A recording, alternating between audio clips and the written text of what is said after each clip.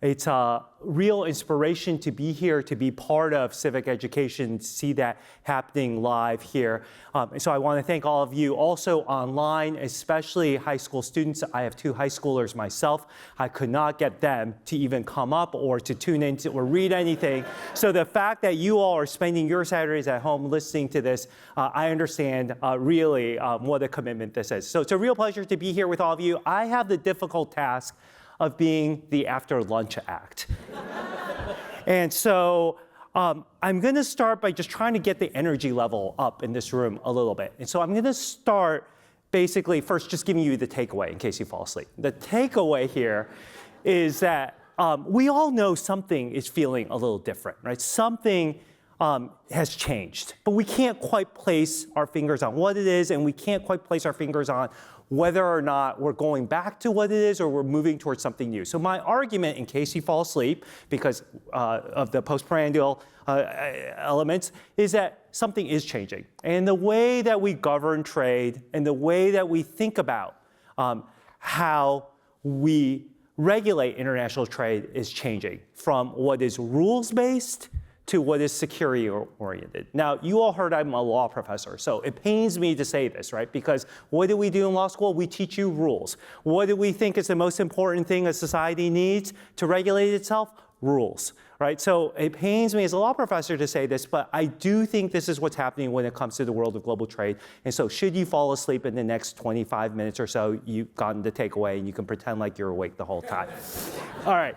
But I am going to get the energy level up a little bit, and I'm going to start by just asking you 3 questions. And so rather than simply ask you to raise your hands, because the folks at home can't see this, I'm going to ask you if you think the answer is true for you, please stand up and clap. So at least you get a little stretching in, and the folks at home also get to hear just how large the volume is. So the first question that I'm just asking is a real simple one. Are you better off because of trade? If you are, stand up and clap.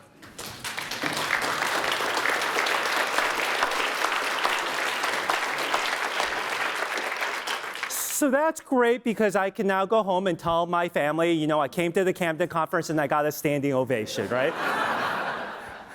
But I think you all saw, right? Most folks here think that there are benefits to trade, and you've experienced it yourself, and you don't need me to show you any slides to convince you of this, okay? So question number 2. Would you not be concerned if the People's Republic of China displaced Canada as America's top trading partner? If this is not a concern for you, stand up and clap. And you could please clap, because the folks at home can't hear. Okay, so you can hear, right, at home, there's a real difference here. And we've touched on this morning, right? But here we are with Americans in Maine, and there is a real difference here as to this question, okay? And the third question that I want to ask you is this. Would you not be concerned if China is the top trading partner of America's vital security partners? So for those of you who would not be concerned, please stand up and clap. So again, right, you can see there's a difference in opinion. Now, I think we should ask ourselves, why is it that you feel so uneasy? If I change this title, right, if I said the European Union, right, in this slide, right, how many more of you would have gone up? Would you have stood up 10 years ago? When more of you have stood up? Is it something that's changed? What exactly is it that's making you this uneasy? What is the source of this unease? Because we know trade brings about enormous gains, right? We saw the picture earlier of Shanghai, but this is a picture of Shenzhen. But this picture is happening outside of China, right? If you look at any of the major cities in India, if you look at Brazil and so forth, trade has brought about tremendous gains to folks all around the world. We saw slides to that effect this morning. We also know trade creates new opportunities for jobs, new export markets, and here in Maine, there is now, right, a brand that's associated with Maine lobsters, right, all throughout Asia. There are the tariffs when they happen. You heard all about the impact on local fishermen, local lobstermen, and so forth. And trade even enables someone like me to enjoy this in February, right? Because albeit it's not quite the same, I admit, right, as the ones I enjoy in June, because there's nothing quite like a Maine blueberry. And for those of you who are guests from out of town, right, really, the pies are not quite the same until you've had it with true Maine blueberries, okay? But it does enable all of us to enjoy gains. And I don't need to be one to tell you or to convince you that that's the case. So what is it that's making you uneasy? Because in your head, right, you know, trade creates good. Trade creates gains for everyone around. Now, maybe some people say it's just because these gains haven't been redistributed properly. And so we know that that certainly has been the case in many of our societies, and there is a better job to be had in many democracies to use tax policies, use education policies, use investment policies, and so forth to ensure that folks aren't left behind by trade. But let me just ask a question again, right? Stand up and clap if you feel like you have not gotten your fair share of the gains from trade. Right? And so all of you here, right, feel as though you've gotten your fair share of trade, right? So the fact that you feel uneasy is not due to the fact that you are left behind. There are certainly communities left behind, and we don't have to go very far from here, right, to see that that's the case. But what I want to drive home is the fact that there is an unease that is developing even for those who understand in their heads trade is good, who understand, right, in their lives trade has made me better, and who feel as though they've gotten a fair share, if not a disproportionate share, of the gains from trade. So what else could it be? Well, in some parts of the world, they like to think it's this, right? They like to think this is a declining empire.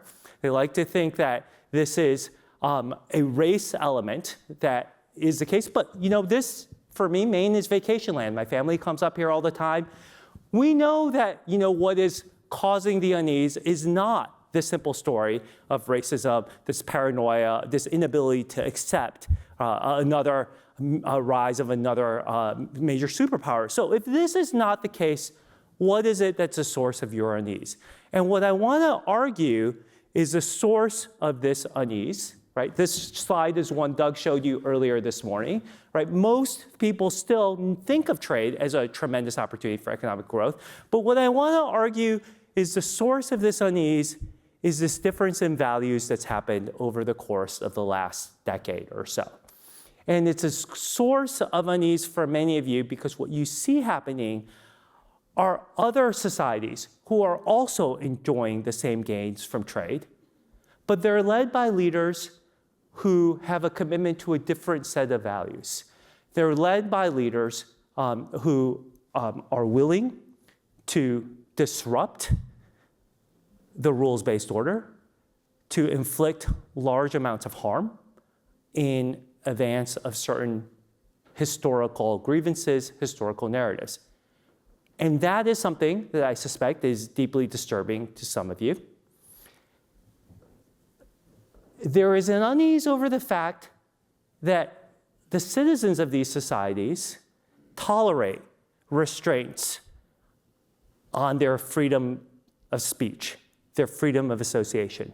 That even as they've become wealthier, even as they've become more interconnected with all of you, even as our lives look much more similar than our parents' lives did, right? That we still have today forms of slavery, forms of labor camps, forms of folks getting rounded up because of whom they associate with or because of what they say.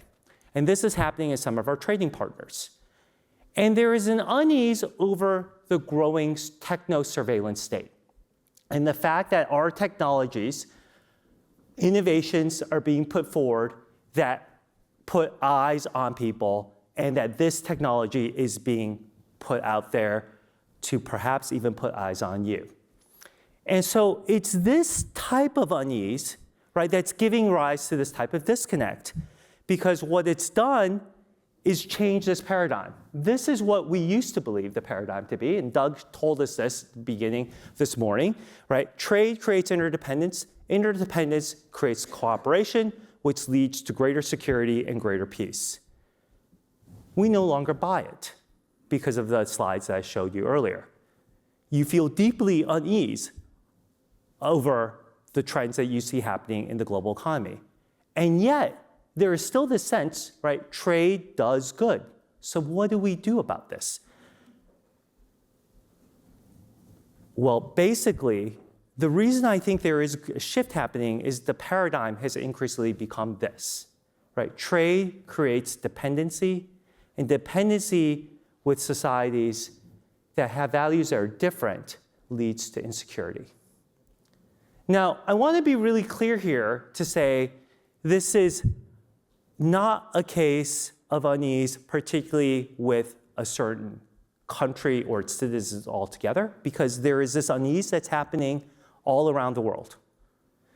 The same questions I asked of you, if we change this countries up, there would be citizens elsewhere, right, who would be saying, I understand trade is good, but I'm uneasy the fact that our country is deeply interconnected with this other country that makes me uncomfortable because of its values.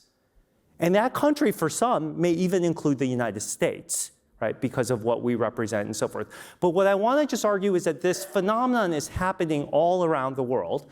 And because this phenomenon is happening all around the world, right, it gives rise to insecurity. You feel a certain form of insecurity, but others around the world during the pandemic felt insecure over the fact that you insisted on getting your vaccine first before they did.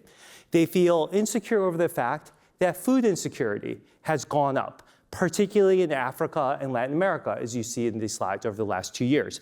They feel, right, in essence, the fact that trade is not bringing a type of greater security, greater welfare into their lives, even if they understand that that can be the case. So what does this mean? Well, traditionally, we've relied upon this institution, the WTO, right, to deal with changing and addressing these types of insecurities so we can get back to one of these win-win propositions. In other words, right, we think if we can make better rules, we can get towards better security. And as a lawyer and someone committed to the Rule of Law Project, I'd like nothing more than to believe that this could continue to be the case. But what I want to suggest here is that we face 5 challenges. And these 5 challenges are so daunting that I think it's going to be difficult for us to overcome them.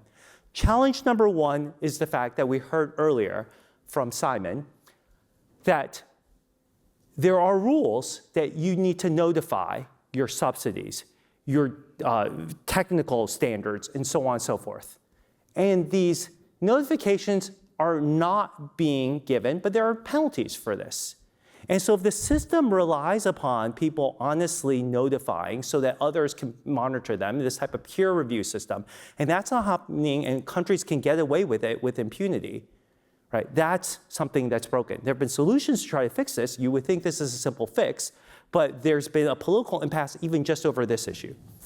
Challenge number 2, and one I'm happy to dive further into in the Q&A, is one that was also alluded to earlier in the questioning, right? That the major rising trading power, China, organizes itself and its political economy in a fundamentally different way. It's not simply the fact that you have a type of state-owned or state control. It's the fact that the party is intertwined with the state. The party makes personnel decisions. The party is intertwined with private business, and there are market mechanisms that have been put at work. So the argument that I made, right, in a paper 8 years ago now was that basically the rules weren't written with this type of system in mind. And so that makes it difficult to apply the current rules for a political economy that was not envisioned at the time. Challenge number 3 is the fact that even when you are able to discern what your trading partners are doing wrong, and even if the rules did apply, if you bring a case, unlike other systems of adjudication, if you win the case, you don't get remedies for the harm that's been incurred. So in other words, if somebody puts in place an illegal subsidy and it costs your community jobs It costs technology to flow overseas, but it turns out that subsidy was illegal. All the offender has to do is to stop doing it. And if they stop doing it, that's the end of the case. So I use a playground analogy, right? Because it's difficult to imagine, right? How is it that adjudication works this way? But imagine, right, what happens sometimes in the playground with your children or your grandchildren. Someone kicks your child might get hurt, and the teacher basically says, well, please say sorry. And once you say you're sorry, right, you incur the medical costs, you incur, right, having the hurt feelings and so forth. And then the next day, let's say the same kid comes up and punches, right, your child or your grandchildren. And you're like, I can't believe this. This happened again. And again, the remedy is just please say sorry. And they say sorry, and you got a broken, right, nose or whatever, you pay the hospital bill. And you said, well, I thought they said they weren't going to do this. Can't I retaliate now? You said, no, last time it was no kicking. Today it was no punching, right? And so you can see, right, how this then, this remedies gap, right, becomes fatal when it comes to you can just basically tweak, repeat, and countries learn how to do this. And as Simon alluded to, right, it's not just particular countries. Lots of countries, right, have learned these types of tricks of the trade. The fourth one is, of course, these rules were written before the digital economy came about. And Caroline showed us some slides earlier that showed basically the growth, the tremendous growth over the last decade has been in digital technologies and in data. And these rules were written before these type of economies were ever put into place. So this element, right, the digital fragmentation, is something that remains very much unregulated today. The major growth engine of global trade, and particularly as both goods and services become entwined with data, right, is one which is not necessarily regulated. And one of the three major internet systems is one that remains closed and under heavy surveillance. So in other words, the three major economic powers are not playing according to the same rules in the fastest growing area. And then the fifth one, of course, is one we oftentimes focus on advanced economies, but we forget, right, that the grievances are one which are deeply held by many countries who are still dealing with their post-colonial legacies, who say, right, that the Doha development round was supposed to address the development inequities, but those continue to linger today, right? So there's the development challenges that go unmet. And what I basically want to suggest is that each one of these challenges in and of itself would be so severe, right, that's difficult to deal with. But when you put all these five together, essentially you get this cartoon, right? The only thing you can disagree on is that we continue to disagree, right? It's difficult to find ways to sort of stitch together. And we heard earlier this morning that when it comes to both the monitoring as well as the negotiation functions of what's happening in Geneva, a lot of that has basically not been functioning for the better part of the past decade. So what does that leave us? Well, one thought might be, well, maybe we should just get together with our like-minded partners to develop a set of rules and a set of norms of ourselves. And we heard this morning about the TPP and its successor, the CPTPP.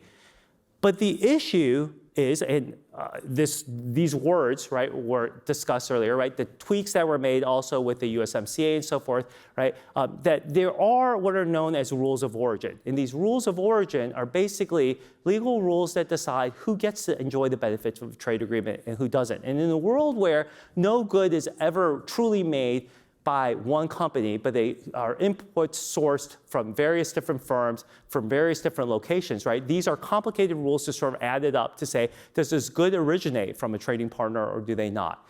And unfortunately, the TPP, as was written, right, includes relatively lax rules of origin that get at some of the questions which were asked earlier. If you simply shift the production, or you shift your investment, can you necessarily, even if you're a non-TPP party, right, especially if you're not, if you are China, can you still continue to join the benefits of this? And so these are one of the issues that's been raised about the TPP and its successor agreement. You also look at a society like Vietnam, right, which deals with having a closed internet, having currency issues and so forth. And you ask, right, if this agreement is really designed to change and to bring trading partners closer together in norms, ask yourself the story, right, is that changing in Vietnam as a result of the TPP? And so this raises some of the unease to sort of say, it's just simple, right? All we have to do is basically get together with our friends and come up with a trade agreement. It's not just a trade agreement. It's the right type of trade agreement that actually induces a movement of supplies towards your friends, away from your strategic adversaries, and that deal with some of the problematic practices that you see. So where does all this leave us? Well, I suggest it leaves us basically with two different approaches. They're not mutually exclusive, so you could do both. Right? One, of course, is you can continue to build new norms and rules only with like-minded partners. And I think there are many people who advocate for doing something along these lines. But the question is, if the current rules continue to allow your adversaries, right, to get away with so much, is this enough?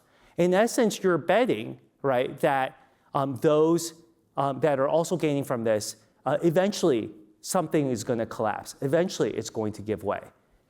But if you don't fully trust that that's the case, then it requires a second, right, which is to realign your trade patterns to strengthen your security and to reduce your vulnerabilities.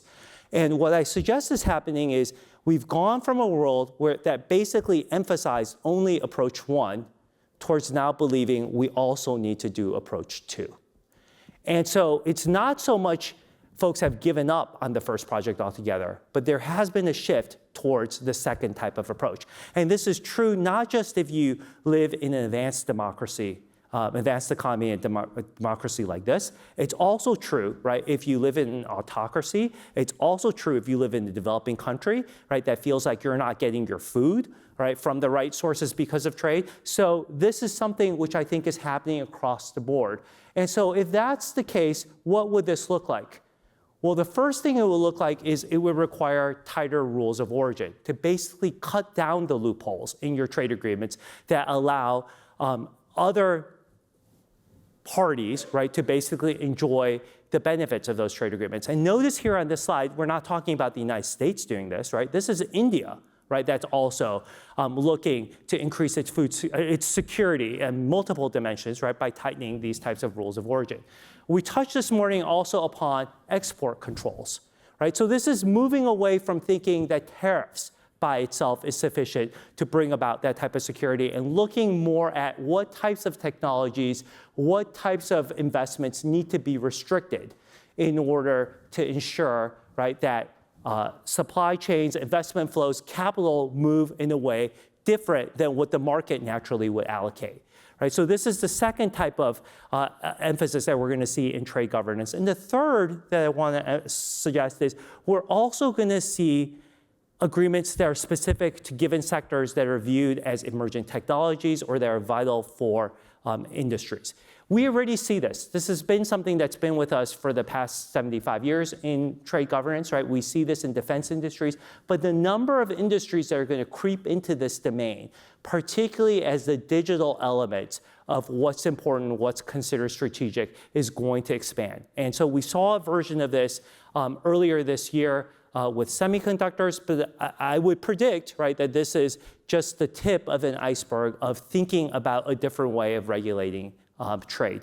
That's not to say, right, that this is going to be with us forever, because I think that's the question, right? How long is this going to last? Is this a temporary blip, or is this something that is the new normal?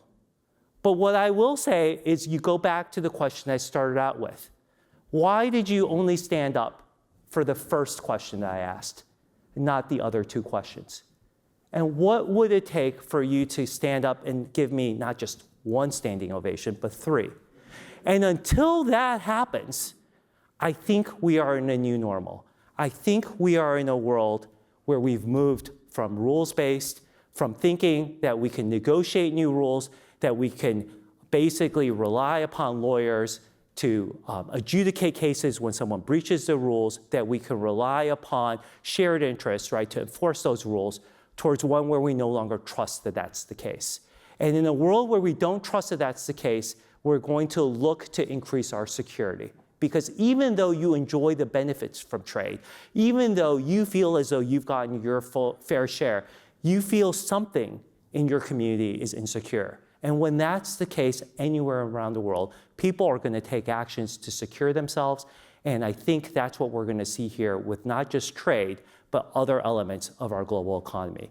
So with that, thank you very much.